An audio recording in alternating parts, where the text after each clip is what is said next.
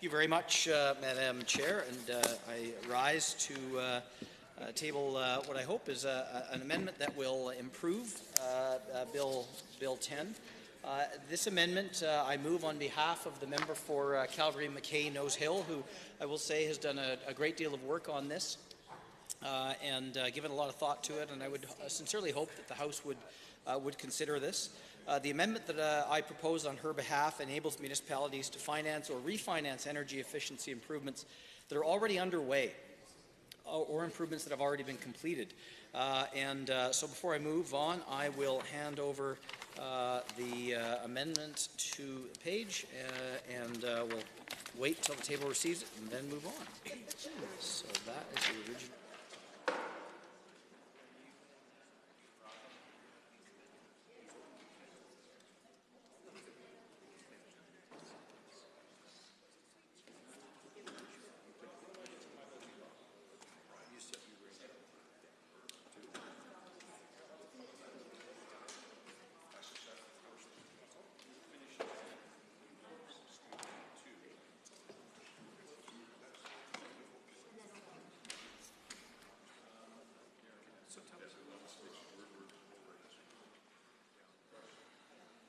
So we have Amendment A2. Go ahead, Honourable Member. Thank you very much, Madam Chair. Member McPherson to move that Bill 10, an act to enable clean energy improvements, be amended in Section 7 as follows. A.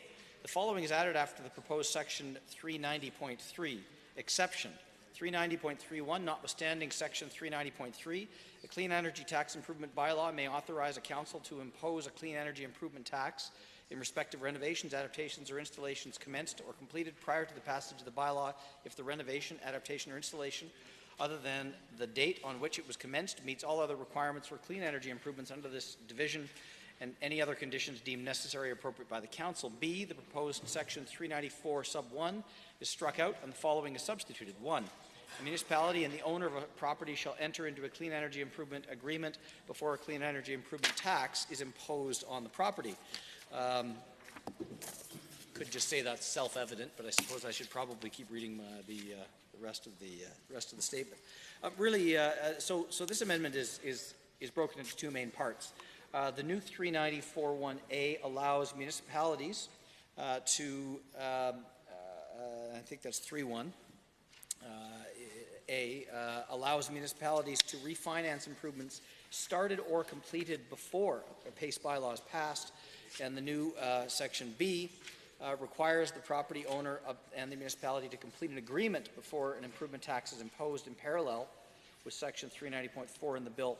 So there's two reasons for this. The first, solar and other energy efficiency improvement installers have told us that business is already slowed down as a result of the announcement of the PACE program.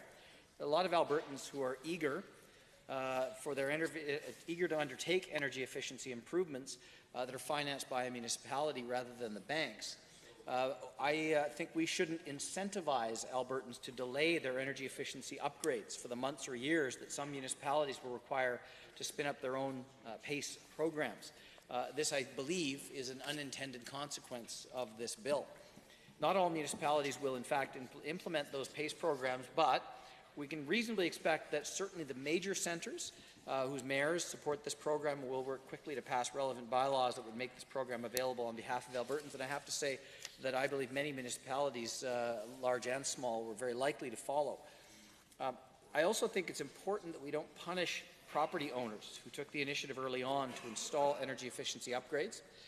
They're now at, unfortunately, a disadvantage compared to those who install upgrades as a result of this program because they were the early adopters and do not have the benefit of low-cost financing that would be available through the municipalities.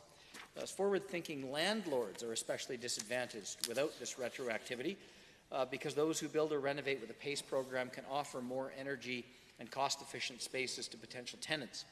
That first-mover home and property owners alike are more likely to take on costs of further energy efficiency improvements.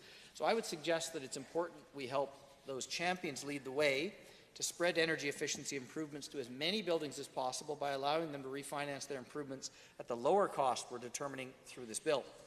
Even if they use the proceeds from refinancing existing improvements for investments unrelated to energy efficiency, Albertans will still benefit from more value-added activities, jobs created in renovations, etc. Since this program, whether retroactive or not, will draw primarily upon private financing, looking for secure long-term returns, there is little risk that adding retroactive aspect to it will reduce funding available to new improvements. So in summary, this bill opens the door to municipalities to offer retroactive financing for existing energy efficiency improvements or improvements all underway. It does not require municipalities to offer a retroactive program. With or without this amendment, municipalities will still need to decide with public input whether and how to implement their PACE programs. So I would encourage all members of this House to support this amendment because I truly believe it does make what is a good bill that much better. Thank you, Madam Chair.